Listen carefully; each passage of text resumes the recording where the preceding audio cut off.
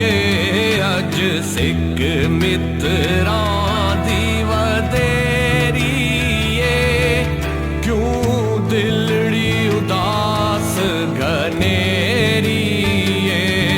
लू लू विच शौक चंगेरी